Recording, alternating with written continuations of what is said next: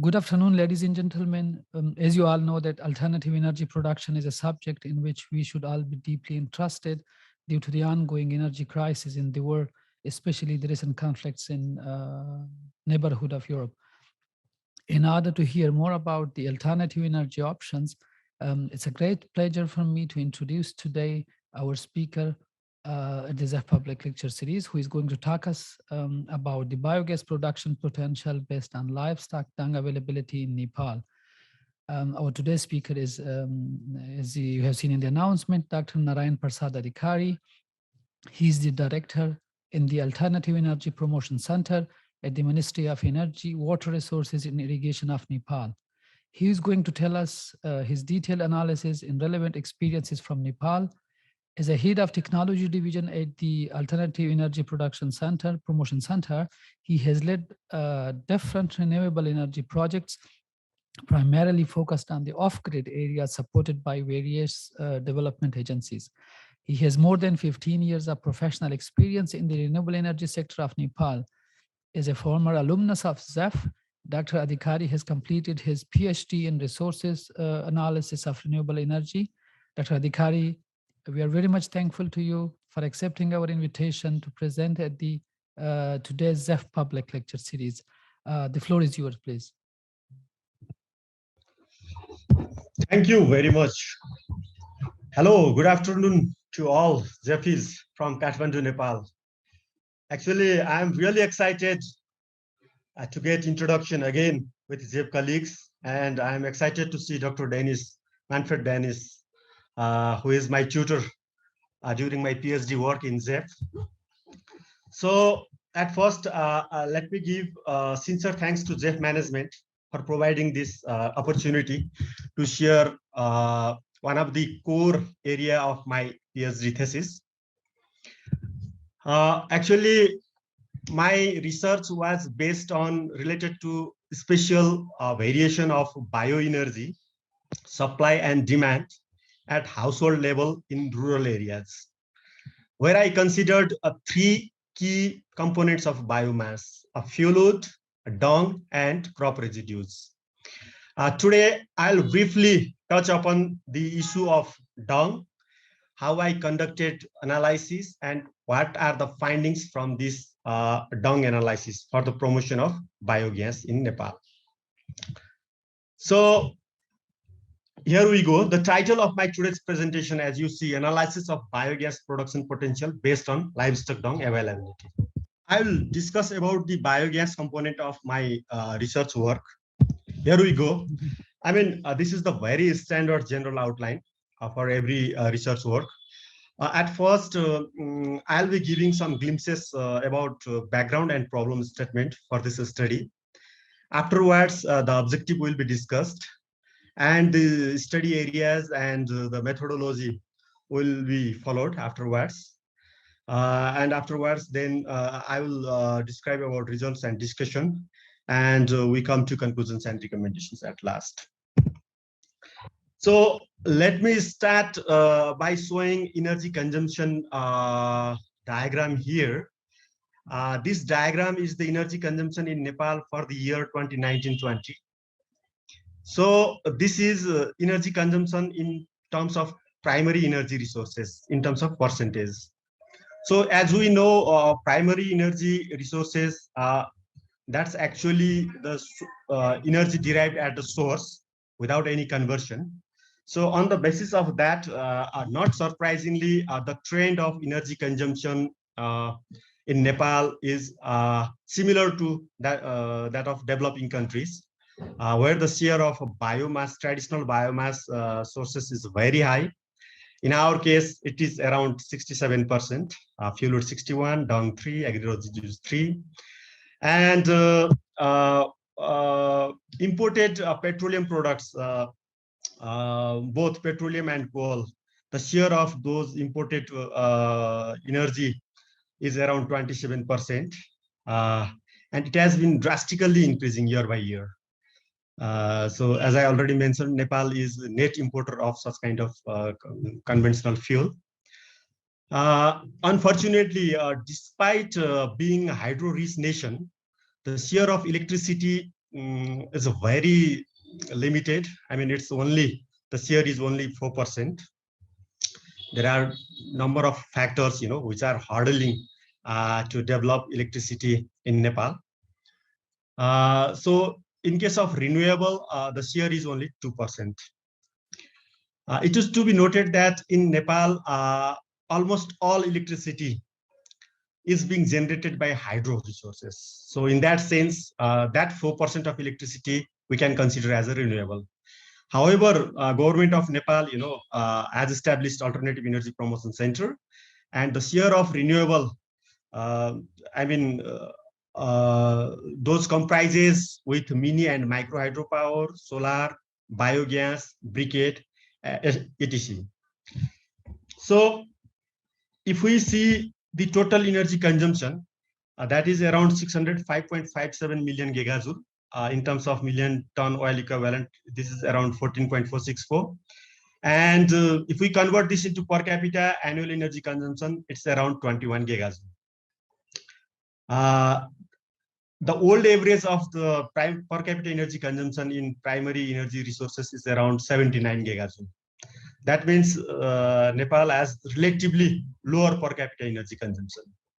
If we take an example of developed countries, for instance, South Korea, I mean, it is around 229 gigajoule in the year 2018. So similarly, Senegal has only 12 gigajoule for the year 2018. And in most of the developed countries, the figure of the per capita energy consumption exceeds 100 gigajoule. So with this diagram and figure, I mean, it is very clear that Nepal needs urgent shifting its energy resources into renewable energy in view of both national economy and environmental point of view. Now we focus on biogas. So if we see the design of all household biogas that have been promoted by Alternative Energy Promotion Center, and that's entirely based on cattle dung, cattle and buffalo dung. And this is the typical biogas plant used in rural households of Nepal. This is the slight modification of Chinese fixed dome. So it consists of an underground digestion chamber built of masonry with a concrete dome on the top for biogas storage. And the water and dung are mixed in the ratio of 1:1. So in Nepal, and I believe in other developing countries as well, the thumb rule for designing of biogas in general, is based upon the number of livestock available at household. So in Nepal, we have a different designs, different sizes, 2 cubic meter, 4, 6, 8 to 10.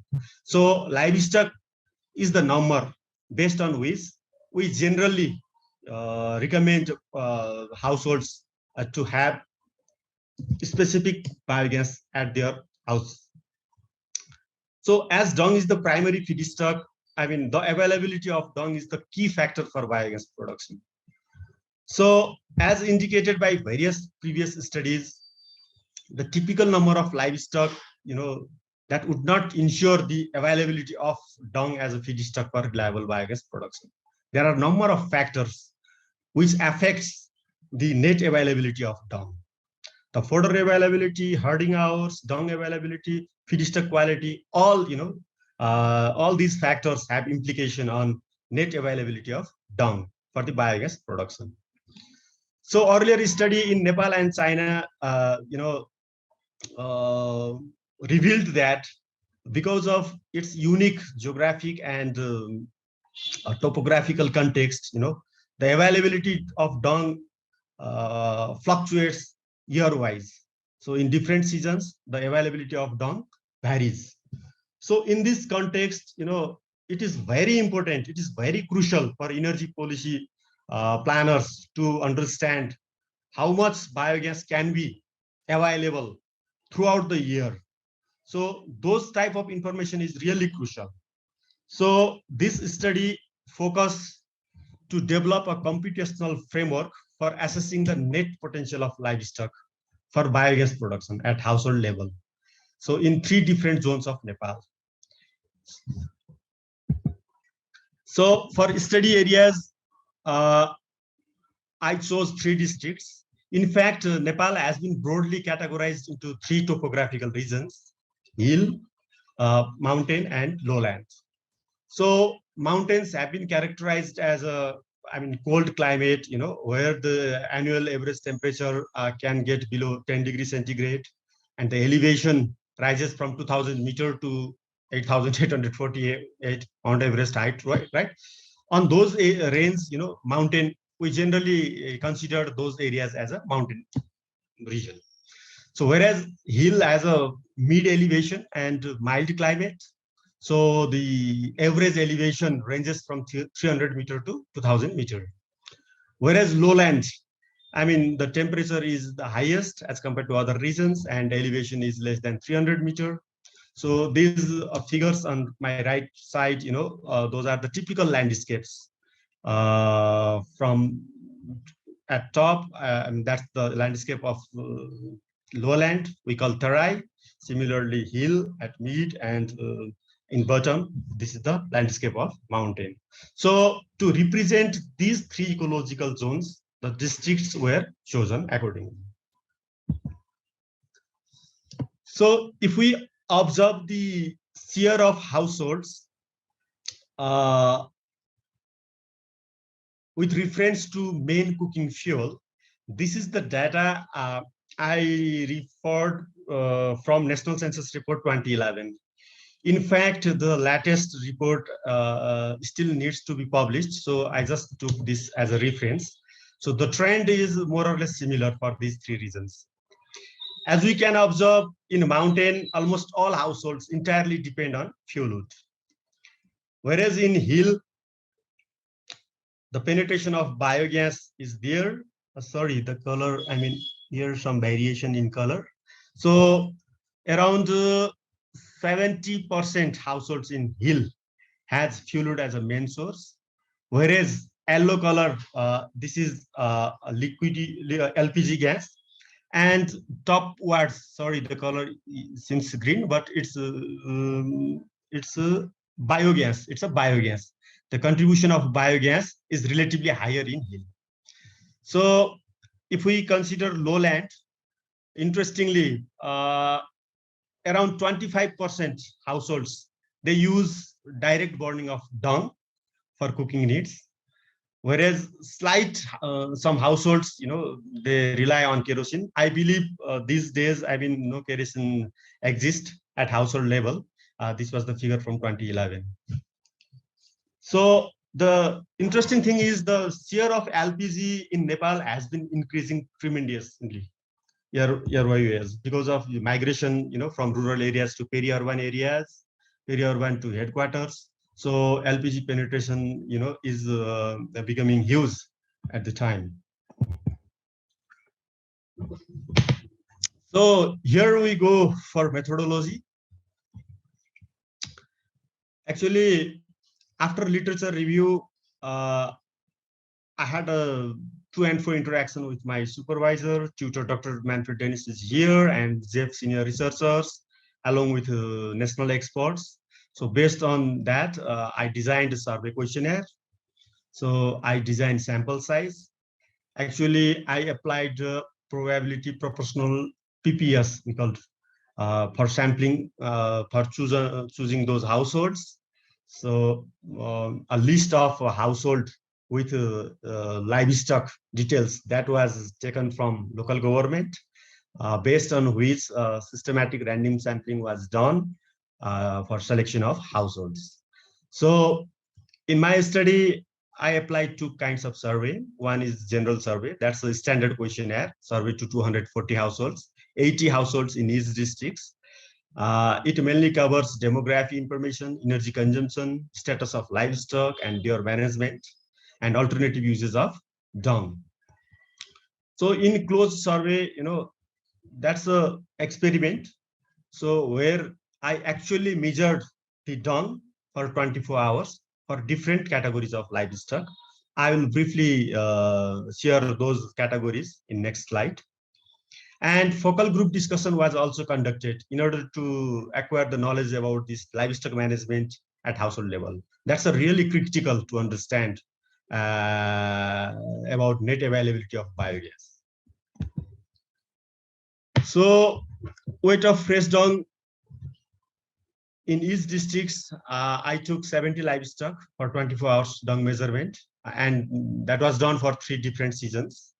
Because of variation of fodder availability, that was must to gain knowledge on net availability of a biogas. So the different seasons were winter, pre-monsoon, and monsoon.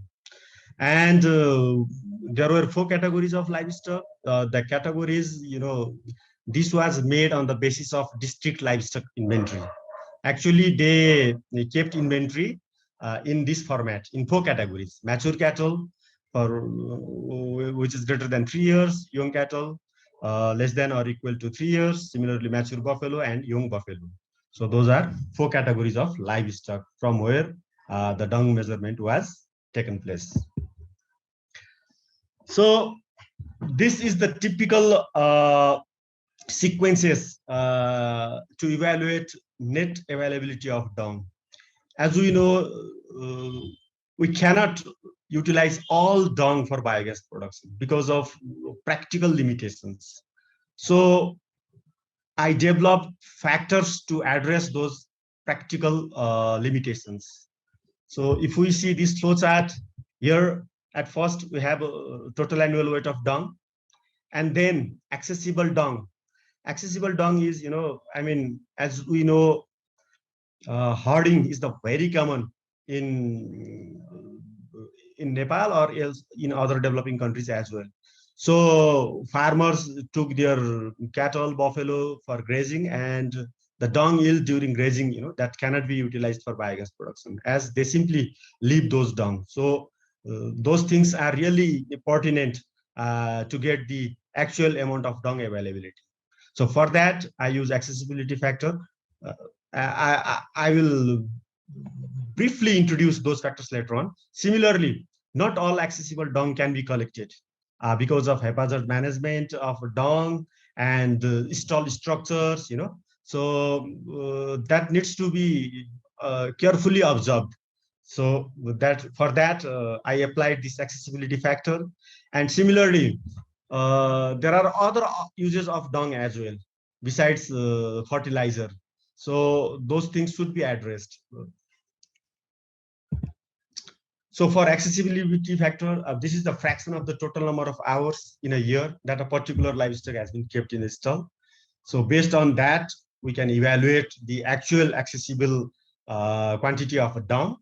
So for collection efficiency, it is the ratio of weight of actually collected dung to the total weight of accessible dung. So another factor is utilization ratio. I mean, especially in Nepal, in rural areas, old structured households, the common practice is to coat kitchen area and floor with dung. So that should be considered for the analysis. So I developed utilization ratio for that. It is the ratio of total weight of dung used for alternative task in a year to the total weight of collectible dung. However, dung as a fertilizer has not been considered for this because, after biogas production, slurry can effectively be used for fertilizer. So only this house coating and floor coating things have been considered as a alternative uses of dung. So with this relation, I assessed net amount of dung for the year. So N equal to total number of respective livestock categories in a household. K is equal to livestock category, and this is the weight of fresh dung yield for day by a given livestock category. With this relation, I calculated net dung available. So this is the results of the dung measurement. I mean, for 3 different seasons, for 4 categories of livestock, we can see the dung available in winter is the lowest for all categories. As I mentioned, this is primarily because of lesser fodder availability during the time. So obviously, mature category has a higher dung yield as compared to young, and buffalo yield more dung than cattle. So these are the findings. So I showed this table in marginal plot for three different relations: age versus region, livestock versus age, and livestock versus region. So as the margin plots are adjusted and there are no crossing interaction, so this can significantly define the outcome of the dung yield. So for instance, if we consider about livestock versus age, I mean, buffalo for both young and mature category yield more dung as compared to cattle, young and mature. Whereas the difference between mature buffalo and cattle buffalo, young buffalo, is significantly higher than the difference of the mature cattle and young cattle. So this is the main results of this study. So we consider different parameters to evaluate net availability of dung. So from average daily hours of herding, I mean, it varies region wise. Here we can see mountain, in mountain, the daily hours of herding is the highest as compared to other regions. Similarly, average number of months herding in a year and annual dung yield in terms of dry matter. So actually those practical factors, for instance, accessibility factor, collection efficiency, and utilization factor. On the basis of that, annual net available dung for energy was calculated in terms of per household. Similarly, the biogas production in terms of annual per capita is shown. So here, I mean, we considered 1 kg dry matter of dung produces 0.28 cubic meter of biogas. It is obvious that because of lesser fodder availability and larger, daily hours of herding, the dung yield in mountain is the lowest as compared to hill and lowlands. So it is nearly about 1/3 of the hill and lowland. So if we see the annual potential of biogas production, it is around 71 cubic meter in lowland and 75 cubic meter in hill. What does this figure indicate? Actually, I also did a household experiment to interrelate those three kinds of biomass. And I developed fluid equivalent, the terminology fluid equivalent. So on the basis of that, I found 1 cubic meter of biogas is around 4.57 kg of fluid. On the basis of that, in lowland, the average requirement for cooking is around 121 cubic meters. Here, we only get 71 cubic meter. That means there is the deficit from biogas. Similarly, for hill and mountain, because of extra heating requirement in winter season, the per capita energy requirement in terms of biogas, it is around 170 cubic meter. So in all cases, the production of biogas does not fulfill all requirement of the household energy.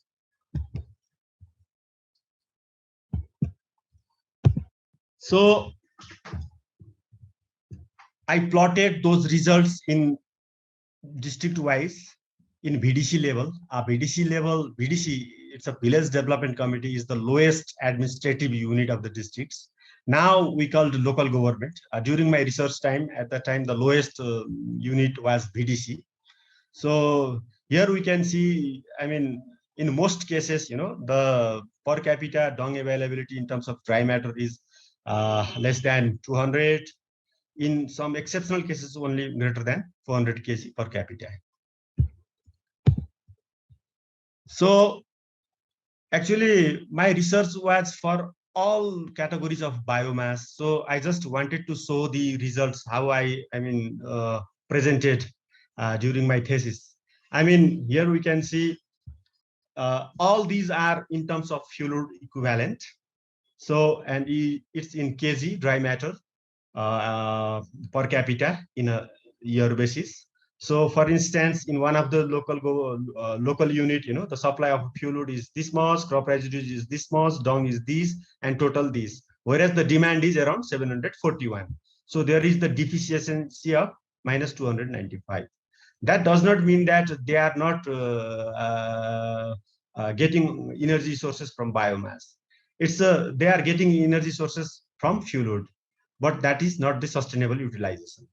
So unsustainable, the way of the fuel consumptions in those areas were observed to be unsustainable.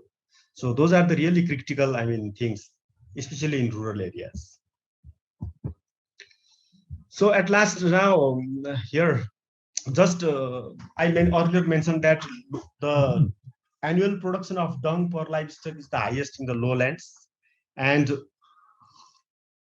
lowest in the mountains. That was primarily because of this lack of fodder.